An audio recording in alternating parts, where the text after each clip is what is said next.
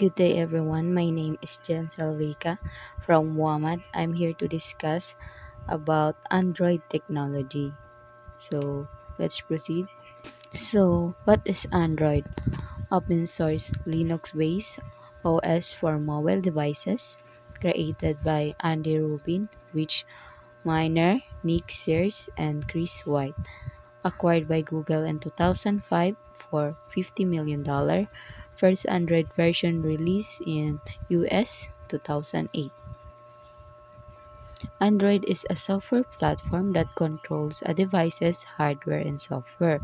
It's an open source, meaning manufacturers and developers can modify and customize the system. Built on the Linux kernel, ensuring instability, security, and efficient resource management. Uses programming languages like Java, Kotlin, C, and C++ for developing applications and system functions. So, let's explain more. So, why is Android is unique? Open source nature, unlike iOS, which is exclusive to Apple devices. Android can be used and customized by different manufacturers such as Samsung, Xiaomi, Oppo, Vivo, Tecno, and many more.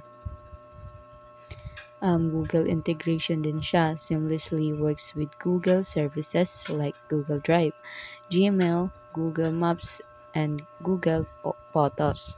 Support various devices. Aside from smartphones, Android is also used in tablets, smart TVs, smart watches, gaming consoles, and even Internet of Things devices. Highly customizable.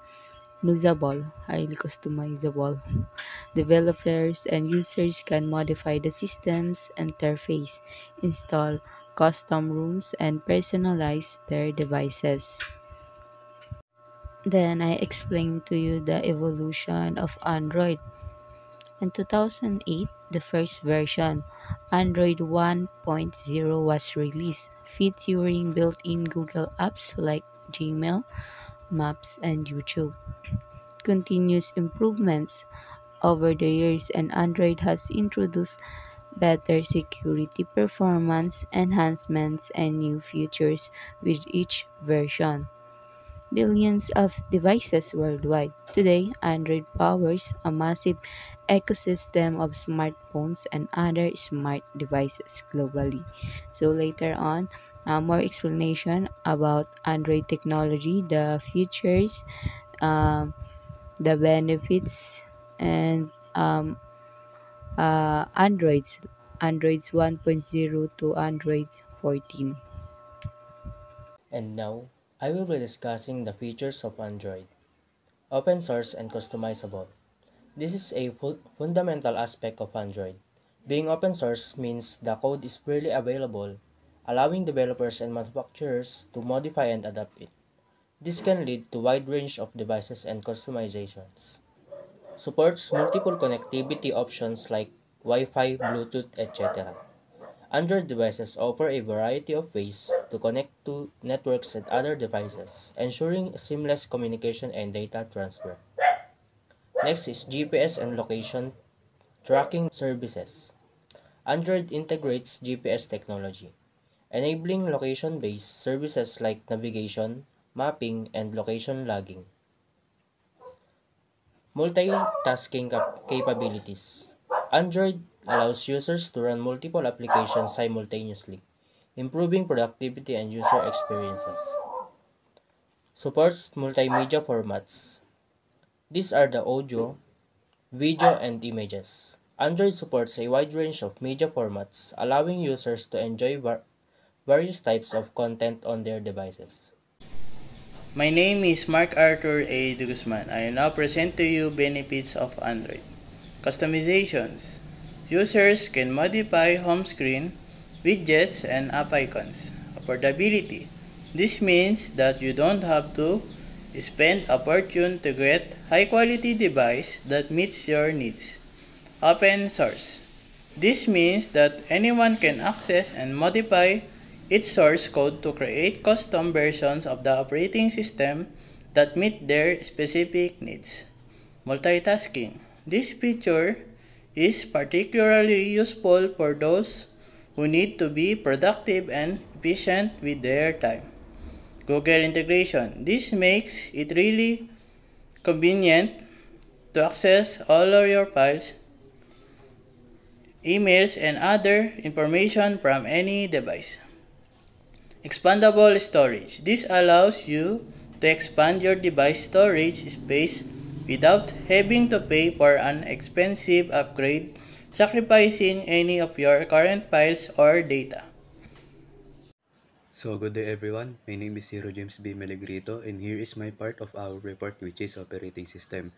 And a question is, what is a operating system? An operating system, or OS, is a software program that manages the hardware and software resources of a computer. The OS performs basic tasks such as controlling and allocating memory, prioritizing system requests, controlling input and output devices, facilitating network communication, and managing files. Then, it is like the manager of the computer, and it keeps everything running smoothly, and it handles the computer's memory, processes tasks, manages files, and ensures that hardware like your keyboard or mouse and printer works correctly. It also helps devices communicate with each other and deals with any errors that might pop up. Think of it as a brain behind the scenes, making sure all parts of your computer work together efficiently without an OS. Your computer would just be a pile of hardware with no way to function properly. Okay, first, Android 1.0 released on September 23, 2008, including a suite of Google apps including Gmail, Maps, Calendar, and YouTube. Second, Android 1.5 Cupcake released on April 27, 2009, introduced an on-screen virtual keyboard and the framework for the third-party app widget. Third, Android 1.6 Donut, released in September 15, 2009, introduced the ability of the OS to run on the different screen sizes and resolution, added support for CDMA networks. And next, Android 2.0 Eclair, released on October 26, 2009, added turn-by-turn voice navigation, real-time traffic information, pinch to zoom capability. Next, Android 2.2 Froyo, released May 20, 2010, added dock at the bottom of the home screen and voice actions, which allows user to tap an icon and speak a command. Also introduced support for flash to the web browser. Next, Android 2.3 Gingerbread, released on December 6, 2010, introduced black and green into the UI. Next, Android 3.0 to 3.2 Honeycomb, released in February 22, 2011. This release was exclusive to tablets and introduced a blue space theme holographic design. Next, Android 4.0 Ice Cream Sandwich, released on October 18, 2011, introduced a unified UI to both tablets and smartphones, emphasized swiping as a navigation method. Android 4.1 to 4.3 Jelly Bean, released on July 9, 2012, respectively, introduced Google Now, a day planner service, added interactive notifications, and improved voice search systems. Android 4.4 KitKat, release date October 31, 2013. A major update focused on optimizing performance, making Android run smoothly on low-end devices. With as little as 512 MB RAM, introduced immersive mode cloud printing, and enhanced multitasking. Android 5.0 Lollipop release date November 12, 2014 brought a major UI redesign with material design, improved notification, and the art runtime for better performance, added battery-saving features, and multitasking support. Android 6.0 Marshmallow release date October 5, 2015 focus on affirmation, days mode for better battery life, and Google Now on top for contextual assistance.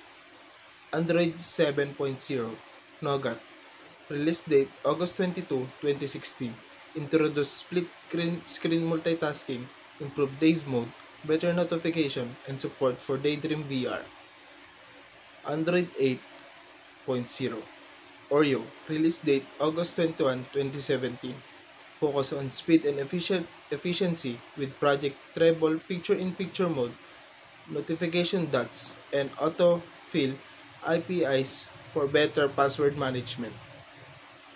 Android 9 Pie release date August 6, 2018 introduce gesture-based navigation, adaptive battery and brightness, digital well-being for monitoring screen time, and better security updates. Android 10 release date September 3, 2019 remove desert names, introduce a full gesture navigation system, dark mode, live caption, and improve privacy settings. Android 11 release date September 8, 2020 focus on communication with chat bubbles, better media controls, one-time permissions, and built-in screen recording. Android 12 release date October 4, 2021 brought the biggest visual overhaul with Material, allowing users to personalize the UI colors, added privacy dashboard, and faster haptic feedback. Android 13 release date August 15, 2022 improved customization per app, language setting, Bluetooth LE audio, and stricter privacy controls for media access. Android 14 release date August 4, 2023 focus on accessibility with bigger fonts, app cloning, Ultra HDR support, and improved battery efficiency.